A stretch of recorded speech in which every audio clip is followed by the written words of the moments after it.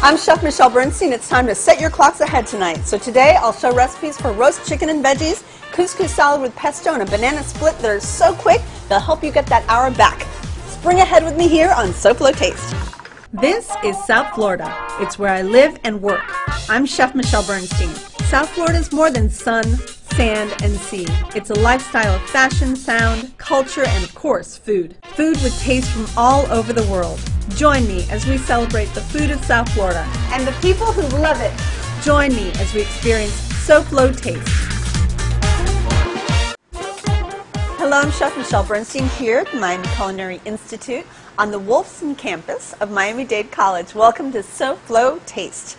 Tomorrow morning at 2 a.m. we will all be losing a precious hour of time. Oh, it's the spring ahead part, the bad part of daylight savings time. So to help you get over that loss, I thought it would be fun to make some recipes today that may help you get that hour back. Fast recipes. So let's hurry up and get cooking. I thought the best one to start out with would be a whole chicken. There's nothing better than cooking a whole chicken at home. A couple weeks ago, I only had 30 minutes to serve dinner, but I had a whole chicken. It was really all I had. So I came up with a way to make it faster, so I thought it would be kind of cool to teach you how I did that. So with a plain old kitchen scissor, poultry shears, I'm going to break through the back of the chicken. So what this does is it allows me to cook everything on the bone. With this little trick of breaking it, I'm going to cut my time not quite in half, but definitely a lot faster. So I'm going to season it up really well. This is a beautiful, I would say about a 2.5 to 3 pound chicken from Delaware Chicken Farm and Seafood Market. And the only thing it really needs is a lot of salt and pepper. I'm going to season both sides with fresh ground pepper and kosher salt, which is my best friend. And I'm going to start out by searing it in a pan. So I have a really large pan set on about a medium heat, and I'm going to cook it with 2 different kinds of fats. I'm going to use an extra virgin and butter as well. And I'm going to place the skin side down into that pan. I brought a brick. I just happen to have a brick with me. This is a brick wrapped in aluminum foil. So essential to have in your kitchen. I know it's kind of weird, but this presses the chicken down, whether it's in here and then again in the oven, and it's wonderful because it allows all the skin to really hit the bottom of that pan, getting a nice crust on it, and this really kind of flattens your bird. I use this on different kinds of birds, and it's just wonderful. It's a really good thing to have. I'm going to show you one other thing before I move on to the chilaquiles. So this is acorn squash, and just when this turns golden, the chicken skin, I'm going to put it onto a pan. Normally I would put this whole saute pan right in an oven. As you know, we're at MCI, and the professional ovens don't fit this kind of a pan, but your ovens at home do. And so I would leave this chicken in this saute pan and put this acorn squash around it. But because we have a special oven, I'm going to throw these onto a little cookie sheet, and then the chicken on top of this, so that all those juices and the fats will cook this acorn squash at the same time. It should be pretty delicious. Let's take a quick look at the bottom of this chicken, and then we can move on to breakfast. Oh yeah. See how gorgeous that is? So what we're going to do, I'm going to put the squash down, and I'm going to put the chicken sitting right on top of that squash. Pour all these good fats right over it.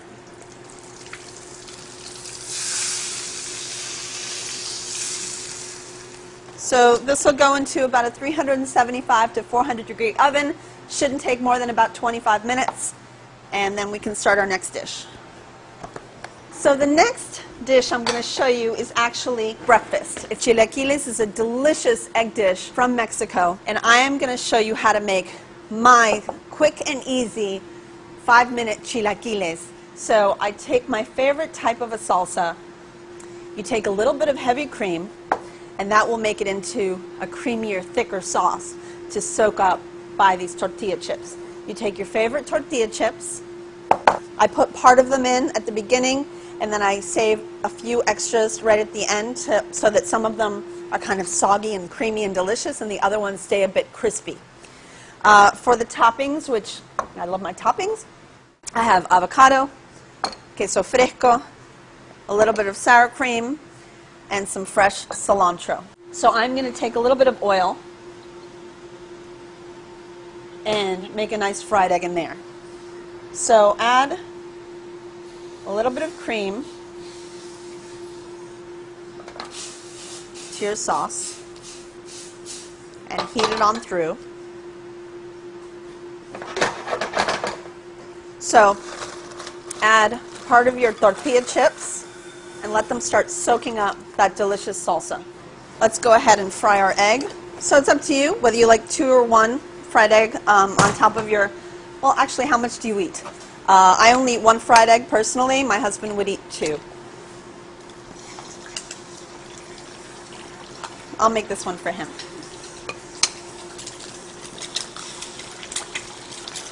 Let those eggs cook.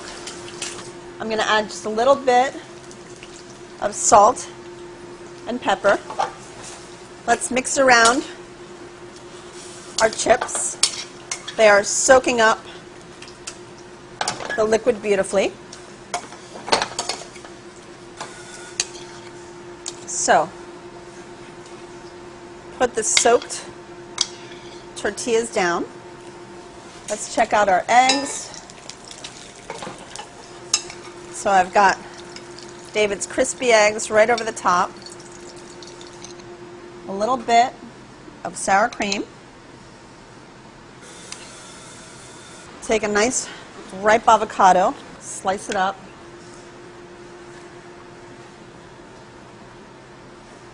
Right over the top. Take some of our queso fresco, which is really soft and beautifully fresh, over the center, and a few leaves of fresh cilantro right over the top. Wow! Now that is the breakfast of champions. Remember, this and all of my recipes are available online at SoFloTaste.com and on our Facebook page. When you come back, I will show you that beautiful chicken, the vegetables that I'm going to throw in that pan as well, and make you some pesto tossed couscous.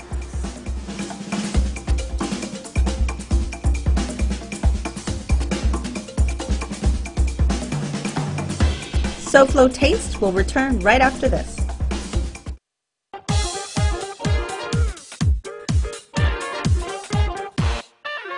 Welcome back to the Daylight Savings Show. Remember, we are saving you time, and you're going to set those clocks at 2 a.m.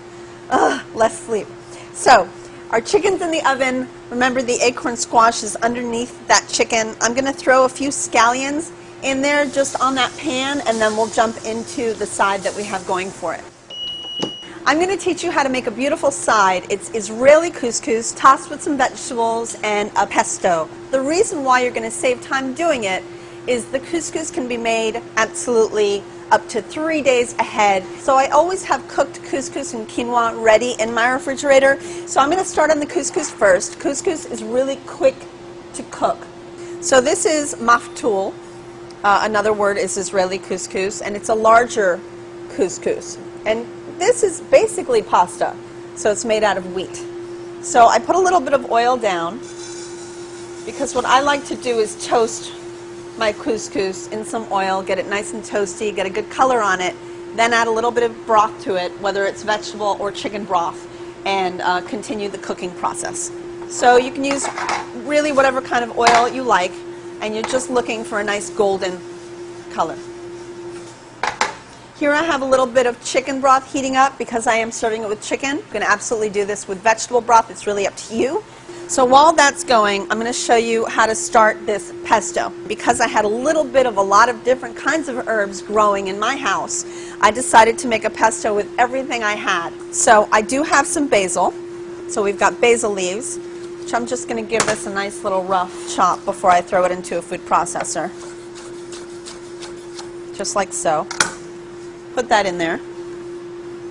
These are actual basil tops as well. I'll throw that in too.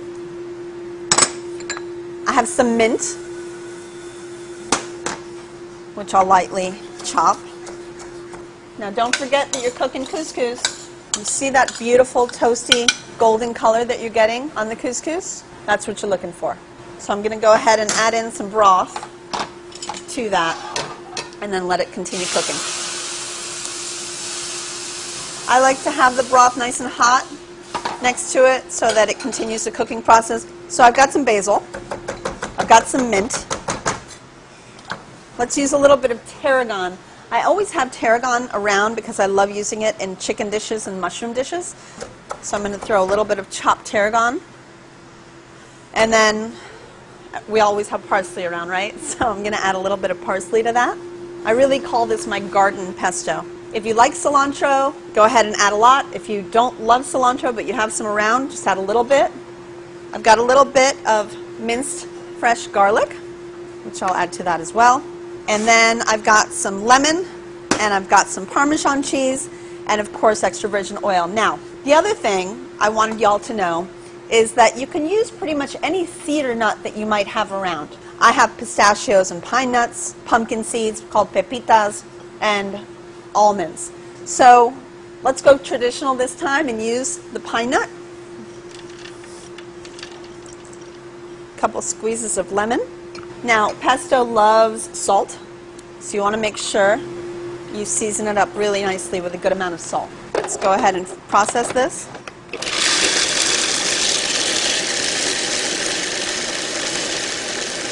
I'm going to add a little bit of the cheese now and a little bit of extra virgin oil.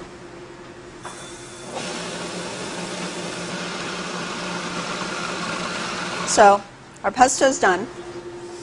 I brought with me a little bit of roast cauliflower and roast squash. This is what the couscous looks like when it's ready. It's gotten a little bit fatter. And look at all the beautiful toasted little bits in there. Let's take a look at our chicken.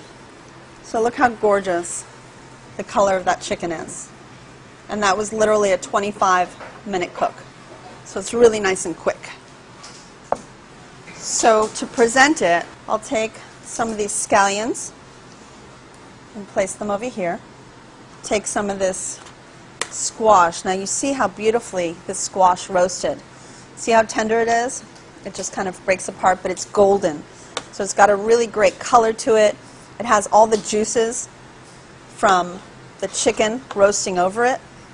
And then I'll present the bird still on the bone, which I told you is so essential for a good, juicy roast. And there you have it. Look how beautiful that is. It's just a gorgeous roast chicken done faster because we split it right in half, which I don't know about you, but saving any amount of time for me is a blessing. So to finish off this couscous, we'll put that right into a bowl. Now you can make it hot or cold. It's up to you. With this chicken dish, I might serve it hot, but it is absolutely delicious cold too. So I've got my roasted cauliflower and roast squash, and then of course adding the pesto to it, and mix that all together.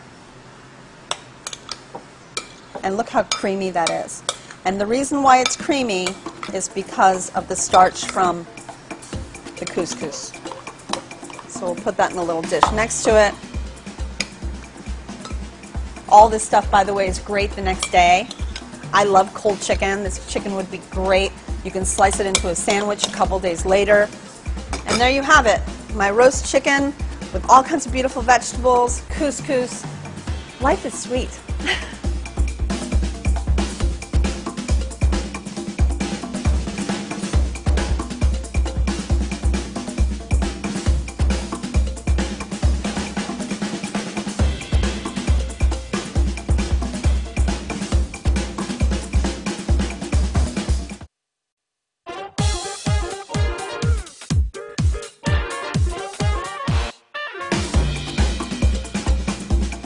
It's time to celebrate the amazing diversity of South Florida all in 1 week. Let's start with Calle Ocho. This famous one-day block party celebrates Hispanic culture. Tomorrow from 10 a.m. to 7 p.m., Vibrate with the rhythms of Little Havana's legendary 19-block strip and satisfy your cravings for Hispanic flavors from around the world. For more information, go to CarnivalMiami.com. Then Tuesday, Whole Foods Market in Davie and Pembroke Pines will donate 5% of the day's net sales to Broward Meals on Wheels, the private nonprofit organization providing hunger relief services with a mission to end hunger across all ages with kindness, dignity, and compassion. Check out WholeFoodsMarket.com. Then dust off your shillelagh and dye your hair green for St. Patty's Day on Thursday, because Mary Brickell Village is celebrating with a block party. More than 8 hours of food, music, and entertainment beginning at noon with brunch. For ticket information, visit FadoIrishPub.com. Now, back to someone as comfortable with paella as she is with Irish stew, our CHILAQUILES, Chef Michelle Bernstein.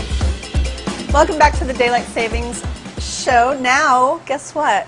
Because we've saved so much time on everything, we actually have time for dessert. And what better dessert than a banana split? I really couldn't tell you, because I think this is where it ends. So I have here some candied almonds going. This is water, brown sugar, white sugar, a little bit of cinnamon, a pinch of salt, and I'm basically just letting it boil and now simmer, and what will happen is it will turn into a really crisp candy. So I'm just going to let that go until it sort of crystallizes. So for the fudge sauce, I have heavy cream going in a saucepan. I'll add some good organic cocoa to it, granulated sugar, brown sugar, some light corn syrup, which I don't even know if you can see it because of the TV. It has no color to it whatsoever. Some vanilla, and a pinch of salt.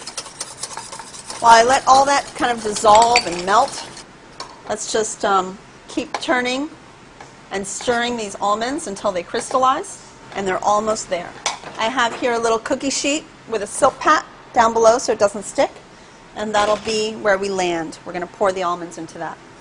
So once everything has melted and dissolved, I'm going to pull my warm cream with all its good cocoa and flavors in here, and I'm going to add some chunks of chocolate, bittersweet chocolate, and allow everything to melt and turn into a creamy fudge sauce. So this chocolate sauce is ready. I'm just going to let that kind of sit and cool a little bit. This is almost crystallized. This is starting to dry in the pan, and it's all that liquid sugar is now going to start turning into crystallized sugar. As a topping, I brought my favorite kind of jarred cherry. It's called an Amarena cherry. It's an Italian beautiful cherry. It can be found at most kind of fancy gourmet stores. I went with the Amarena cherry for this one just because I love them so much. We use them in a lot of cocktails at the restaurant. I also brought something that you might think is a little weird, but I think is just perfect for a banana splitter sundae. Frosted Flakes. It gives a really cool crunch. A little whipped cream. Got my bananas. This has crystallized. So I'm going to go ahead and turn it on onto that soap pat and let those cool. Cut your manzanillas in half. If you have regular bananas, use those. We've got our manzanillas. Ice cream. Always have some good hot water nearby when you're serving people anything to do with ice cream. So we always have a pot of hot water so we can easily scoop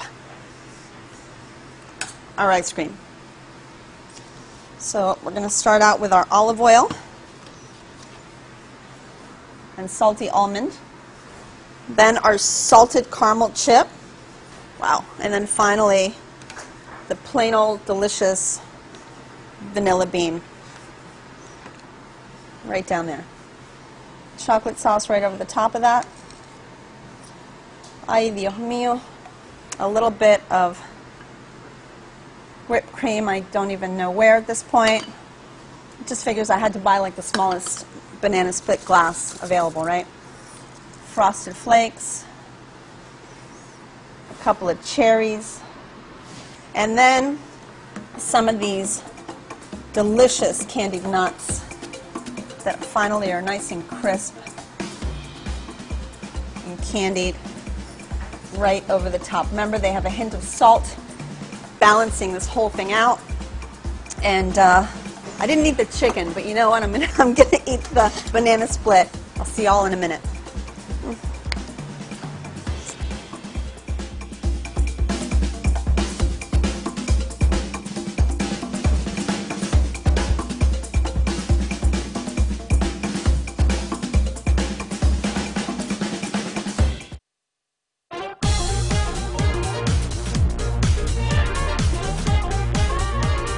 Thanks for joining me today. I hope that these recipes will help you with that loss of an hour in your busy life. Next week, I'll be joined by one of my favorite chefs and great promoter of South Florida food, Norman Van Aken. He'll be making some of his specialties inspired by the Florida Keys.